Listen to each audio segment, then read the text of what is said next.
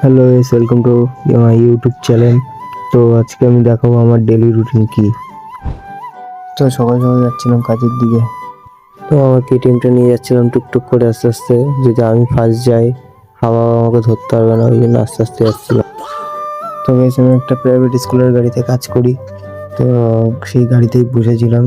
Driver আসবে কখন সে অপেক্ষায়, ড্রাইভার আসবে তারপরে গাড়ি ছাড়বো।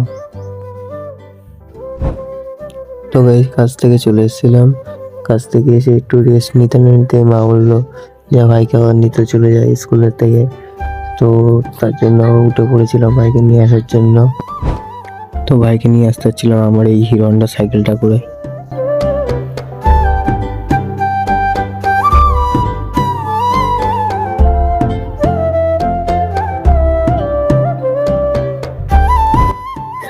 তো গাইস নিজেকে বহুত বোরিং লাগছিল, কারণ অনেকক্ষণ ধরে দাঁড়িয়ে রয়েছি ভাইয়ের ছুটি না হওয়াতে।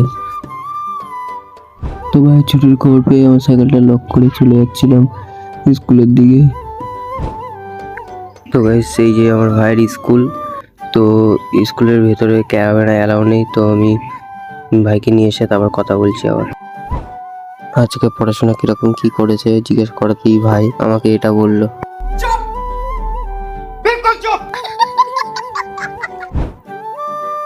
তো গাইস সকালে চা বিস্কুট খেয়ে সকালের টিফিনটা সেরে ফেললাম।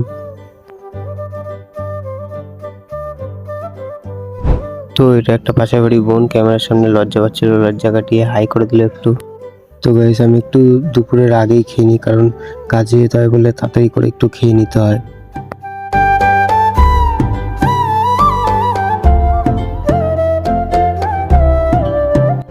তো খাওয়া দাওয়ার পরে থালাটা আমি রেখে দিলাম এইভাবে। তো মুখ টুক ধুয়ে আমার সেই অস্ট্রেলিয়া থেকে অর্ডার করা গামছাটা দিয়ে মুখ টুক মুছে নিয়ে স্নান করে এসে আবার দেখা করছি। তো গাইস স্নান টান করে এসে একটু হিরোর মতো আয়নার সামনে দাঁড়িয়ে চুলটা স্টাইল করে বেরাবো কাজের জন্য। তো গাইস কেটিএমটা নিয়ে আবার বেরিয়ে পড়লাম কাজের জন্য। পথ যদি না শেষ হয় তবে কেমন হতো তুমি বলো।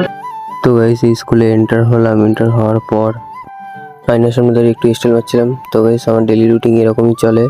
তো আজকের ব্লগটা এইটুকুনি, বাই।